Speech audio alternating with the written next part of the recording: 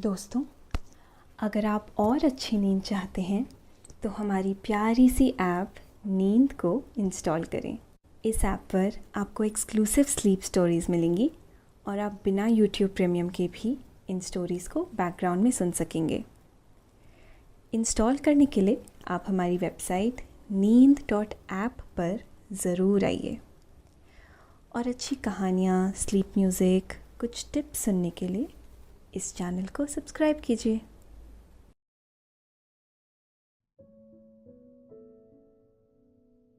नमस्ते, मैं पायल और आज सुनिए लेखक रजत की लिखी स्लीप स्टोरी बिजली की हरियाली। आसमां में चांद और बाग का फूल, ज्यादा क्या मन को भाता होगा? चुनना मुश्किल है। ये तो अपनी अपनी पसंद और मोहब्बत पर निर्भर करता है। इसी तरह इस दुनिया में बहुत कुछ ऐसा है जिनमें चुन पाना लगभग नामुमकिन है। ये कहानी भी ऐसी ही खूबसूरती के आसपास घूमती है। बिजली और रूपमती की ये कहानी सुनाएंगे आपको ये कहानी, मगर उससे पहले आप अपने आसपास की सारी लाइट्स ऑफ करके आराम से लेट जाएं।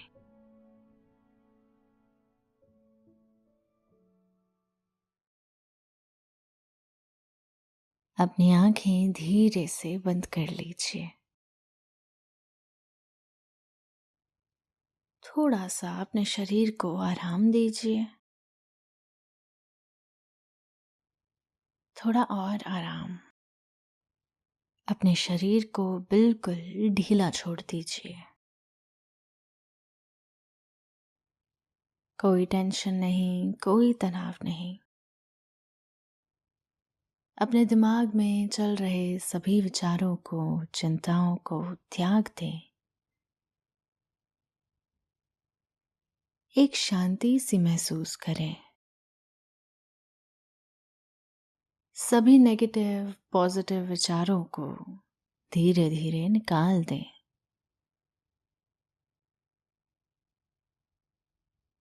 हाथों को सीधा करके अपनी कमर के साइड में रख लीजिए।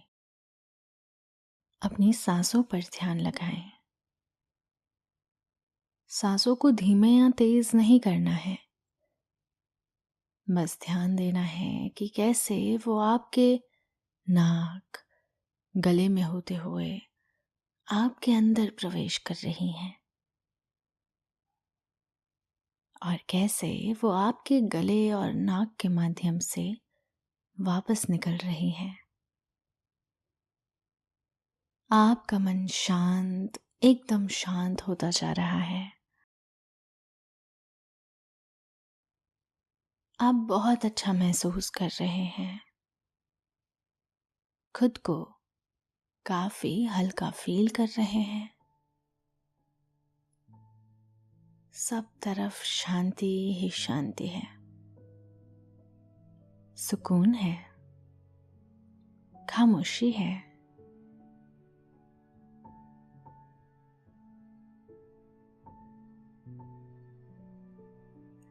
आसमां से उतरकर अगर कोई सितारा किसी बाग में जा गिरे तो क्या वो फूलों को देखकर और ज्यादा चमकने लगेगा, या फिर अपनी चमक छिपा लेगा अपने भीतर ही कहीं, ताकि किसी भी फूल को उसकी रोशनी से परेशानी ना हो। एक लड़की ने एक बुजुर्ग महिला से पूछा।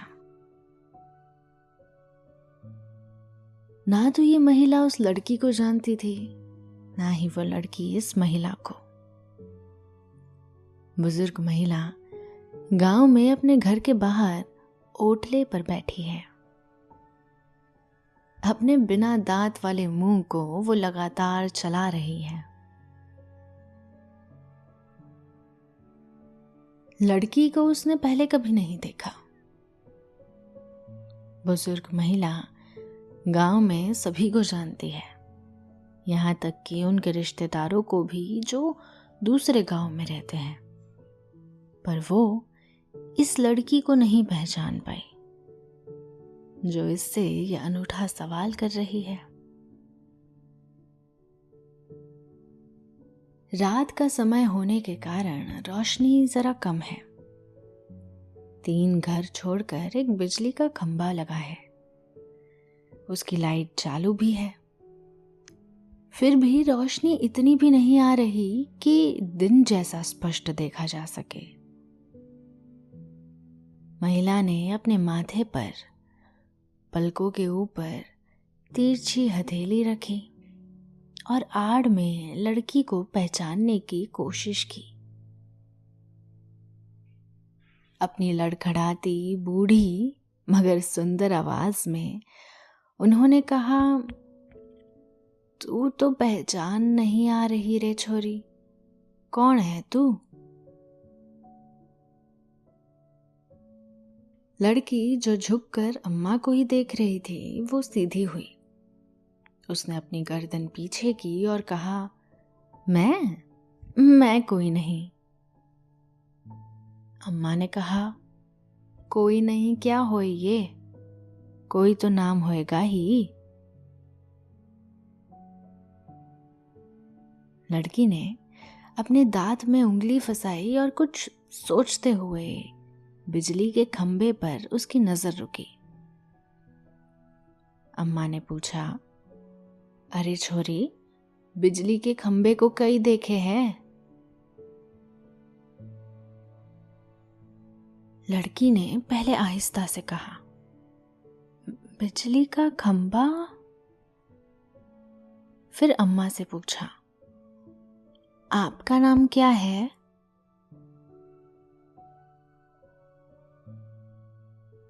अम्मा ने चौंक कर कहा, है?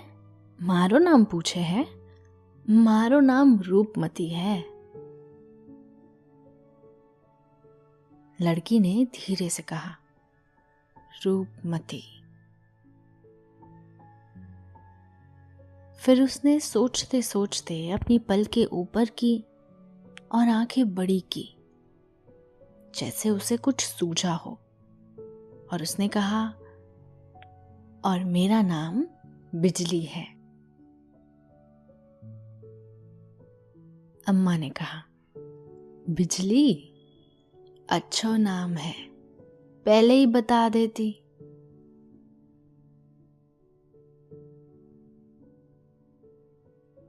बिजली ने कहा, क्या? आप इस तरह बोलती हैं कि समझ ही नहीं आता, पर आपकी आवाज बड़ी प्यारी है।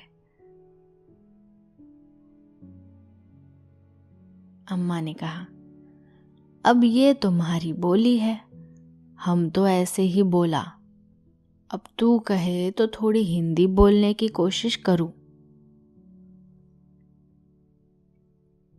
अम्मा कुछ देर चुप होकर सोचने लगी, जैसे कोई वाक्य बना रही हो। फिर उन्होंने कहा, कहां से आई तू? बिजली ने हल्के से हंसते हुए कहा, क्योंकि उसे पूरा वाक्य समझ में आ गया, मैं बहुत दूर से आई हूं। बिजली अम्मा के पास जाकर बैठी। मन के किसी कोने में एक ख्वाब दबाकर।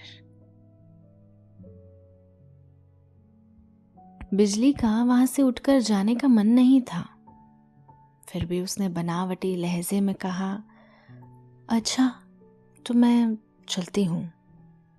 दोस्तों, अब से आप आपकी मनचाही दादी और नानी की कहानियों से प्यारी नींद की कहानियां सिर्फ और सिर्फ नींद ऐप पर ही सुन पाएंगे। तो इसी तरह हमारे साथ कहानियों के जरिए जुड़े रहने के लिए आपकी अपनी नींद ऐप इंस्टॉल करें। अम्मा ने कहा, जा रही है, पर मैंने अभी तक अपना जवाब तो बताया नहीं। बिजली ने ऐसे देखा जैसे उसने कुछ पूछा ही ना हो। अम्मा ने कहा, जब कोई सितारा बाग में आ गिरेगा तो वो अपनी चमक छुपाने की कोशिश करेगा। अब मेरे ख्याल से कोई सितारा पूरी तरह से तो अपना उजाला छिपा नहीं सकता, फिर भी वो कोशिश करेगा। और फिर भला फूलों को भी परेशानी क्यों ही होगी, वो सभी तो उस सितारे से मिलकर खुश होंगे।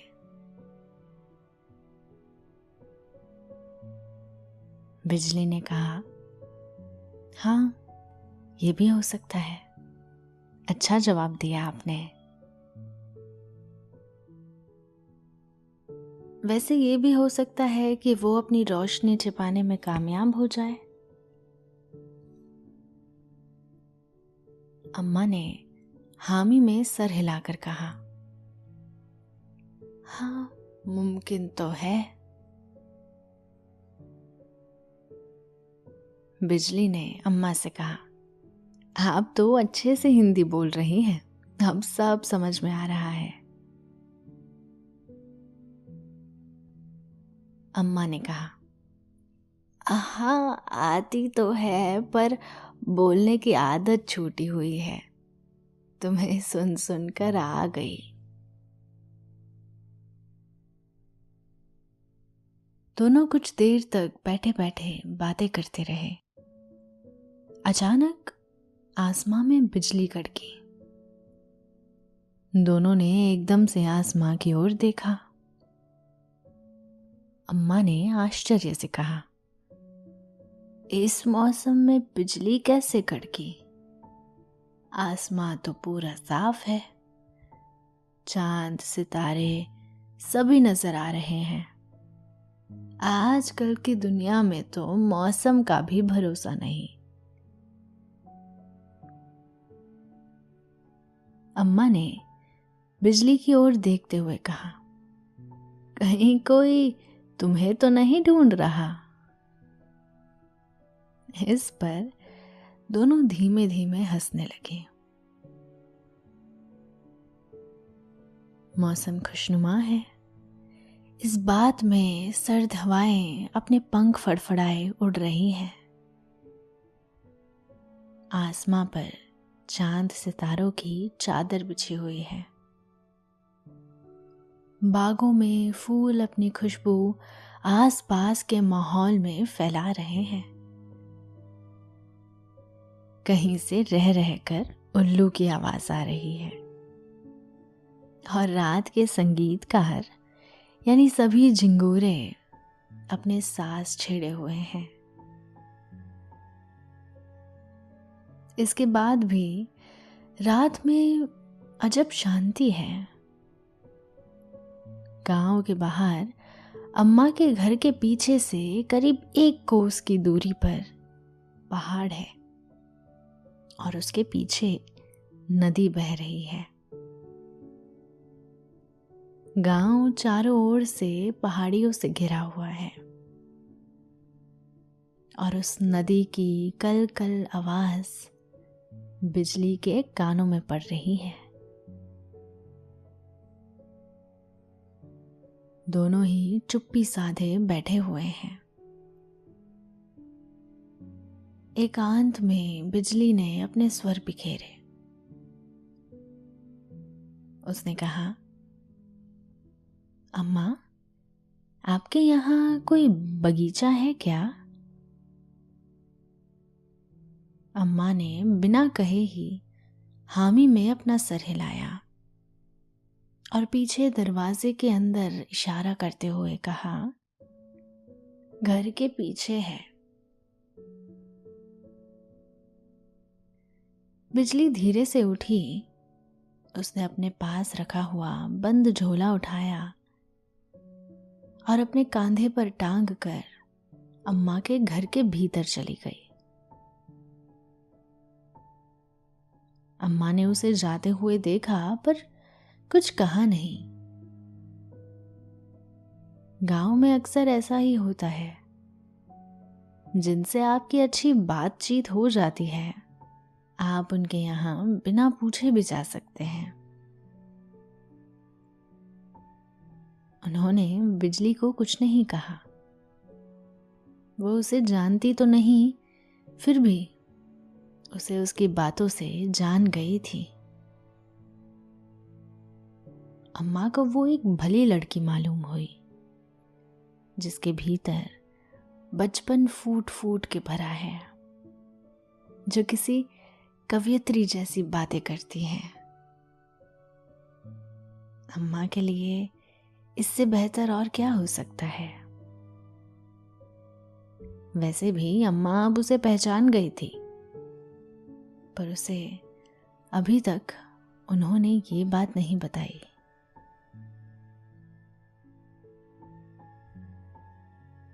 अम्मा भगवान का नाम लेकर धीरे से खड़ी हुई,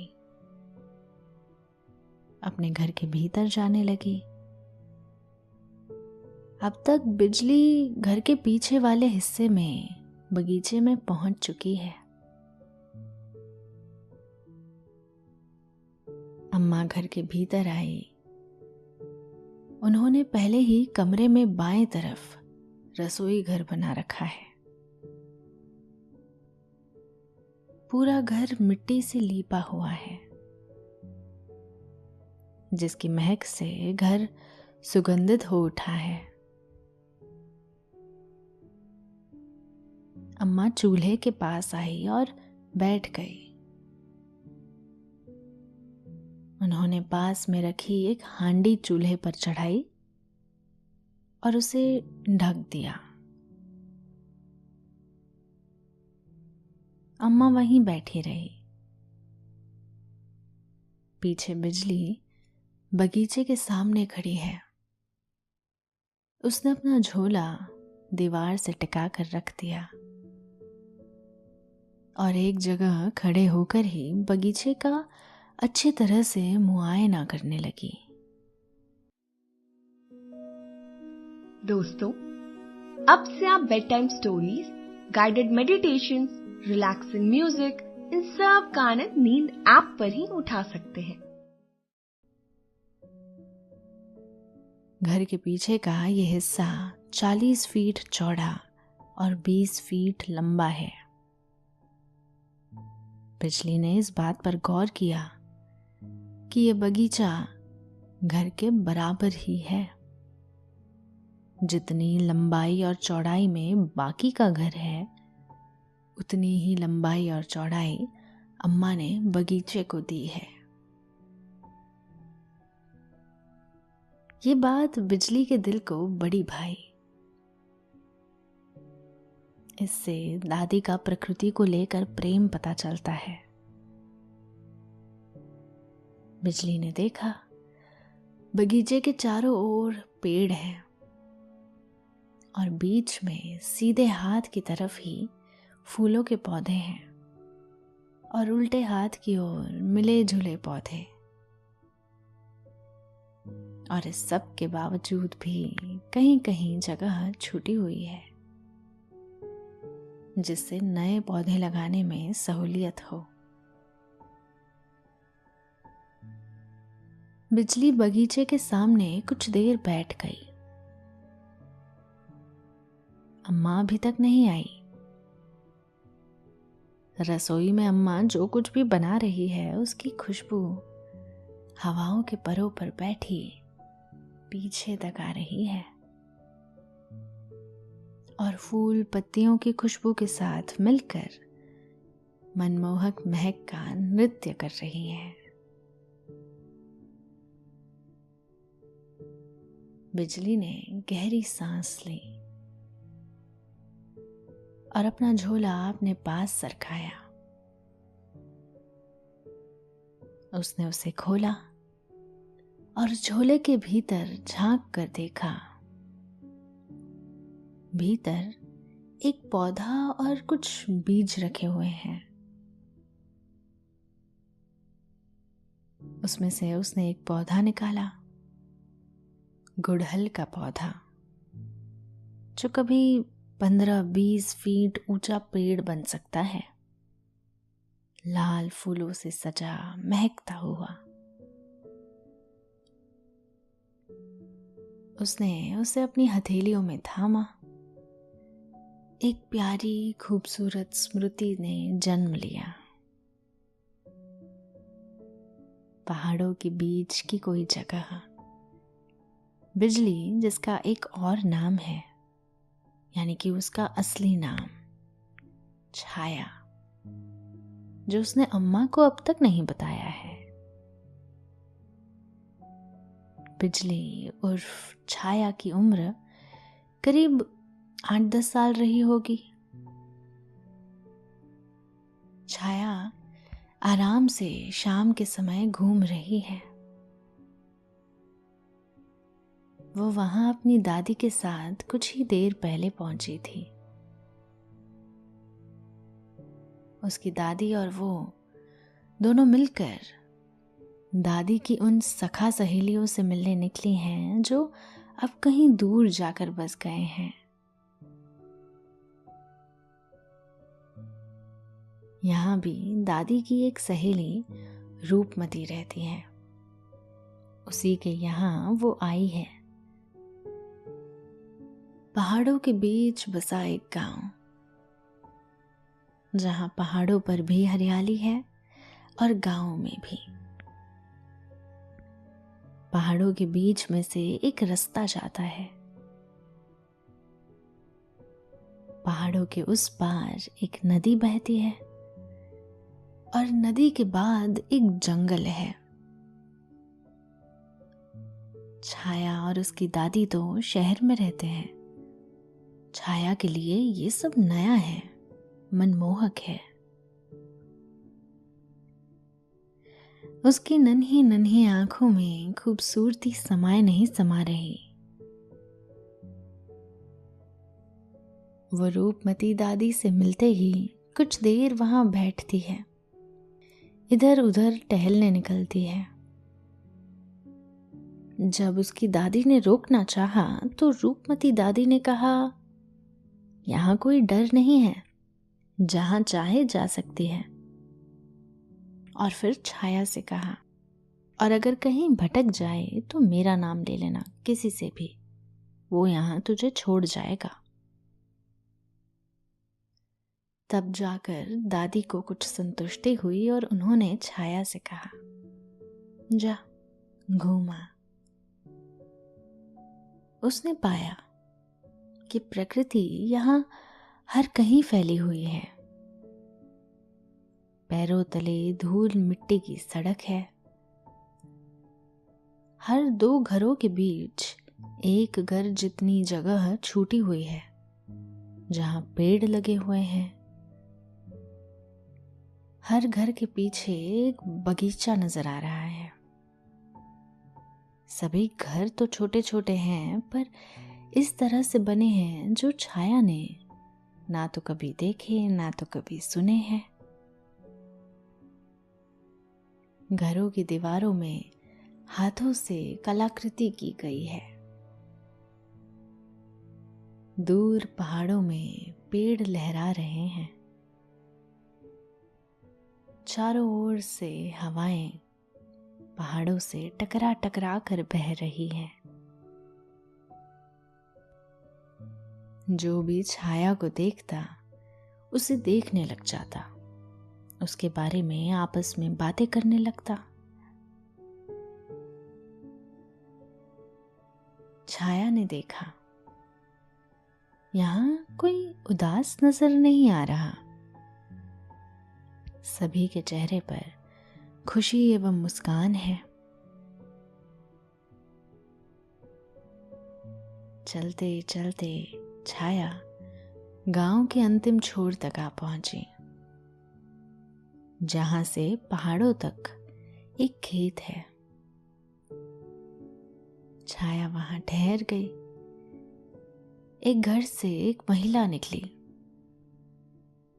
और कुछ ढोते हुए खेत की तरफ जाने लगी। वो छाया के पास से गुजरी और खेत के करीब जाकर रुक गई। महिला ने अपनी थैली नीचे रखी और उसके भीतर से कुछ अपने हाथों में लिया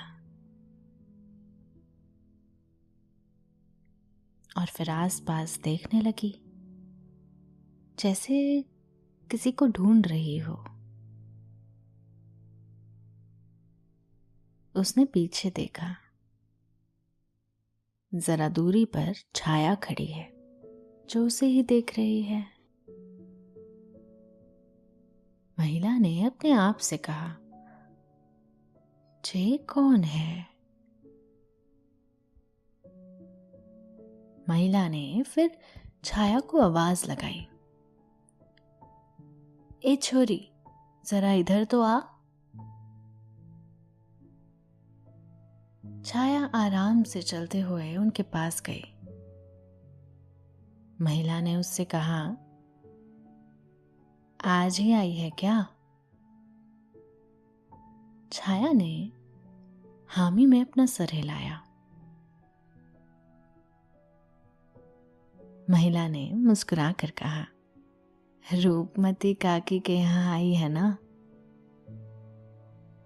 छाया ने बस मुस्कुरा कर अपना सर हिला दिया और फिर उनसे कहा, आपको कैसे पता चला कि मैं कहाँ आई हूं? महिला ने जवाब दिया, यहाँ सभी को पता चल जाता है कहाँ कौन आने वाला है और आया है। सब एक साथ घुल मिल कर रहते हैं ना, इसीलिए। छाया ने अच्छा ऐसा कहा। महिला नीचे बैठी और वो थैली में हाथ डालकर कुछ मिलाने लगी। छाया को छन छन की आवाज आई, जैसे थैली में मोती भरे हों। उसने फौरन कहा, इसमें मोती है क्या? महिला ने छाया की तरफ देखा और हंसते हुए कहा, इसमें ना ना, इसमें मोती नहीं है, पर जो भी है वो मोती से भी कीमती है। छाया ने आश्चर्य से कहा, अच्छा, और थैली की ओर गौर से देखने लगी। महिला ने उससे कहा, देखेगी इसमें क्या है? छाया ने खुशी से हाँ हाँ देखूंगी ऐसा कहा। महिला ने छाया को अपने पास बिठा लिया और थैली दोनों के बीच रख दी और फिर उसने कहा, तो तैयार हो तुम छाया? छाया ने कहा, बिल्कुल तैयार। दोस्तों, अब से आप bedtime stories, guided meditations, relaxing music, इन सब का आनंद नींद ऐप पर ही उठा सकते हैं। महिला ने थैली अपने हाथ से बंद कर रखी है ताकि छाया कुछ देख ना सके। महिला ने अपना हाथ थैली के भीतर डाला। भीतर से छन छन की आवाज आई। उन्होंने अपनी हथेली बाहर निकाली और छाया के सामने खोली। उनके हथेली पर रंग बिरंगी से कुछ है। छाया ने पहले कभी उन्हें देखा नहीं, फिर लगा जैसे कुछ जाना पहचाना है। छाया ने उनमें से कुछ अपने हाथों में लिए और खन खन बजाते हुए मुस्कुराते हुए पूछा, क्या है ये? महिला ने कहा, ये बीज है। छाया ने आश्चर्य से अच्छा कहा और सामने खेत और पहाड़ों की तरफ देखने लगी। महिला से छाया ने कहा, ये कभी पेड़ बन जाएंगे, है ना? महिला ने पहाड़ों को देखते हुए कहा, हाँ, पेड़ बन जाएंगे, मगर क्या तुम जानती हो, ये कुछ बीजों से एक पूरा का पूरा जंगल बन सकता है। इतना सुनकर छाया के आश्चर्य का ठिकाना नहीं रहा। उसे कुछ कुछ बातें तो पता थी, पर जो वो सुन रही थी और सुनने वाली थी, वो सब उसके लिए नया होने वाला है।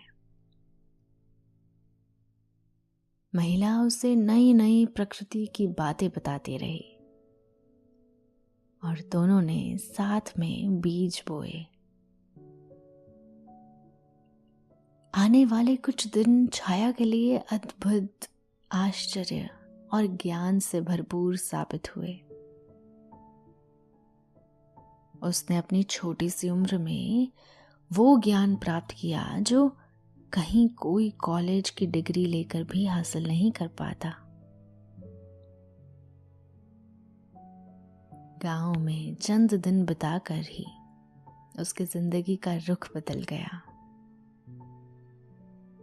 उसे जंगल, पानी, मैदान, खटिया, पेड़ पौधे सभी की अहमियत पता चली। वह प्रकृति के इतने करीब हो गई जितने करीब वो अपनी माँ और दादी के है। एकाएक स्मृति में एक आवाज आई, रूपमती अम्मा की आवाज। यहाँ बैठी है छाया। छाया उर्फ बिजली अपनी स्मृति से बाहर आई। उसने देखा अम्मा उसके पास आकर बैठी। छाया उर्फ बिजली ने कहा, अरे आपने मुझे पहचान लिया? रूपमती अम्मा उर्फ रूपमती दादी ने कहा, पहचान तो पहले ही लिया था, जब तू आई थी उसकी थोड़ी देर बाद ही। तू आज भी ऐसी है जैसे बाग में फूल खिलता है। छाया अम्मा के गले लग गई। अम्मा के पूछने पर छाया ने बताया कि वो उनके लिए देश के अलग अलग जगह से तरह तरह के पौधे लाई है।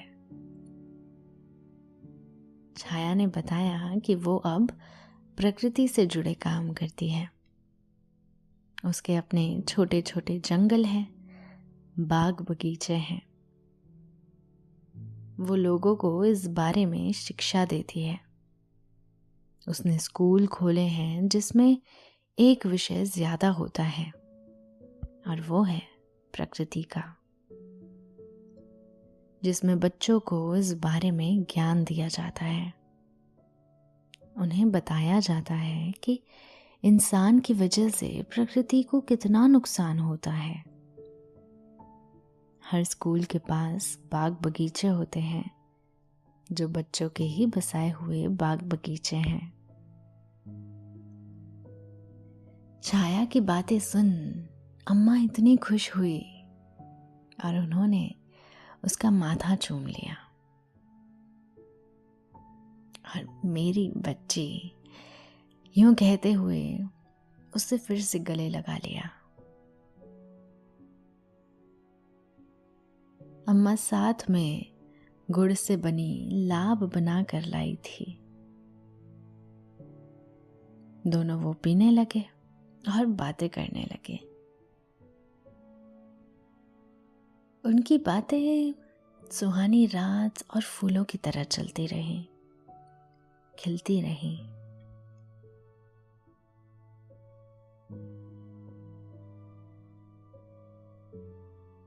मगर देखो ना, उनकी कहानी सुनाते सुनाते पता ही नहीं चला कि कब इतनी देर हो गई। मगर दोस्तों, अब समय हो चुका है आपके सोने का। आशा है आपको ये कहानी पसंद आई होगी। आप धीरे से आंखों को बंद करिए और एक सुहानी नींद की तरफ बढ़े जाइए। शुभ रात्रि, शब खैर, गुड नाइट।